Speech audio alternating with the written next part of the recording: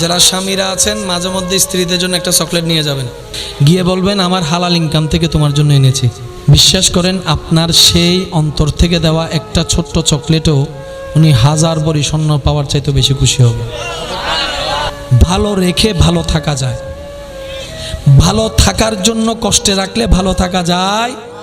আপনি অন্যকে ভালো রাখার নিয়ত করুন, কিন্তু শর্ত হচ্ছে একটা, থ্যাংক ইউ পাওয়ার আশা রাখা যাবে, প্রতিদানের কোনো আশা রাখা যাবে।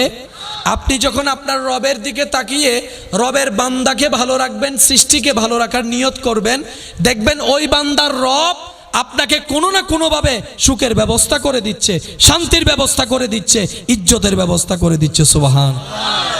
এখানে অনেক মানুষ এমন আছেন, অনেকের জন্য করেছেন কিন্তু আপনার সময় করার মতো মানুষ পান নাই। আপনি অন্যের বিপদে পাশে দাঁড়িয়েছেন সাধ্য মতো, কিন্তু আপনার বিপদে পান নাই, এমন অনেক সিচুয়েশন হয়তো সবারই গিয়েছে, ঠিক কিনা? আমাদের মানুষের প্রতিদানের দরকার। আমাদেরকে যিনি প্রতিদান দিবেন, নিয়ামত দিবেন, আওয়াজ দিয়ে বলুন তিনি কে?